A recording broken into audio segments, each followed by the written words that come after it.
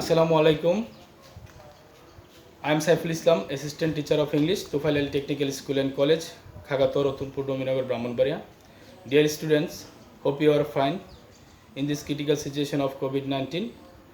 Now I am taking a class about transformation of sentences. Dear students, already I have written some rules on board about transformation of sentences. আজ যদি আমরা বলি যে ফার্স্টে যদি আমরা ট্রান্সফরমেশনের অর্থ জানতে চাই, সেটা হচ্ছে ট্রান্সফরমেশন হচ্ছে অর্থ হচ্ছে যে রূপান্তর অথবা পরিবর্তন। যে সেন্টেন্স বলি এটা হচ্ছে বাক্য, তাহলে বাক্যের রূপান্তর অথবা বাক্যের পরিবর্তন। তাহলে আমি এখানে যেহেতু দুইটা নিয়ম লিখে রেখেছি, সেটা হচ্ছে কিভাবে আমরা কমপ্লেক্স থেকে সিম্পল করব এবং সিম্পল থেকে কম্পাউন্ড করব। যদি কোনো কমপ্লেক্স সেন্টেন্সে দো অলদো থাকে, এটাকে যদি আমরা সিম্পলে রূপান্তর করতে চাই, সেটা সে সময় আমাদের লিখতে হবে ইনস্পাইট অফ ডেসপাইট। আর এটাকে যদি আমরা কম্পাউন্ডে রূপ দিতে চাই, তখন লিখব হচ্ছে বাট। তাহলে দেখো আমি এখানে প্রত্যেকটা সেন্টেন্সের একটি করে উদাহরণ লিখেছি। সেটা হলো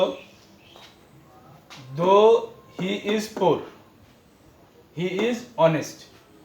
এটা যদি বাংলা অর্থ করি, সেটা হচ্ছে অর্থ দাঁড়াচ্ছে হচ্ছে যদিও সে গরিব, সে হয় গরিব, সে হয় সৎ।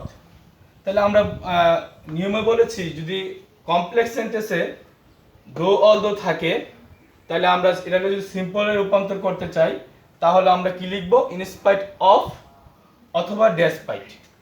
তাহলে ইনস্পাইট অফ আমি এখানে লিখেছি।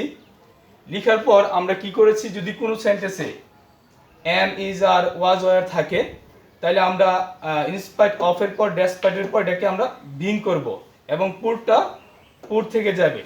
তাহলে দেখো এখানে প্রশ্ন হচ্ছে যে ইনস্পাইট এর অর্থ হচ্ছে ডেসপাইট এবং ইনস্পাইট অর্থ হচ্ছে সত্ত্বেও। তাহলে দেখো ইনস্পাইট অফ বিং পোর, গরিব হওয়ার সত্ত্বেও হি ইজ অনেস্ট, সে হয় সৎ। আর এটাকে যদি আমরা কম্পাউন্ডে রূপান্তর করতে চাই, তাহলে দেখো আমি লিখেছি এটা যদি আমরা কমপ্লেক্স থেকে কম্পাউন্ড করতে চাই, তাহলে আমরা কি করব, দোটা বাদ দেব। এই দোটা বাদ দিলে দেখা যাচ্ছে যে আমাদের কি থেকে যায়, হি ইজ পোর। তাহলে আমরা হি ইজ পোর লিখলাম, তারপরে একটা কি যোগ করতে হবে, বার্ড যোগ করতে হবে।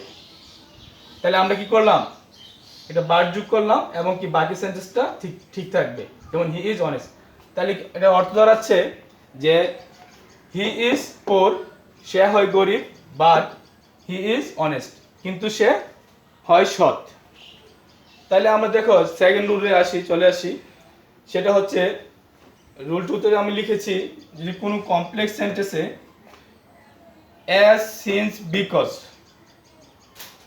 থাকে, তাহলে আমরা যদি এটাকে সিম্পলে রূপান্তর করতে চাই, তাহলে আমরা লিখব হচ্ছে because of, on account of, owing to, due two.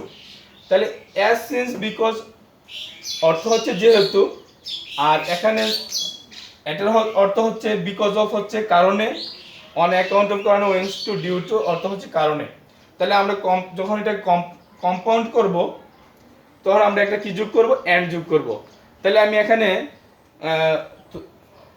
একটা এক্সাম্পল লিখে রেখেছি, সেটা হচ্ছে অ্যাজ হি ওয়াজ ইল, যেহেতু সে অসুস্থ ছিল, he could not go to office, সে অফিসে যেতে পারেনি।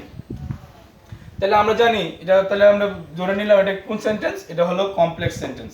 তাহলে কমপ্লেক্স সেন্টেন্সকে যদি আমরা সিম্পল অ্যাজ থাকার সত্ত্বেও যদি আমরা সিম্পলে রূপান্তর করতে চাই, তাহলে because of, on account of, owing to, due to লিখবো। তাহলে আমি একটা কি লিখেছি, বিকজ অফ লিখেছি।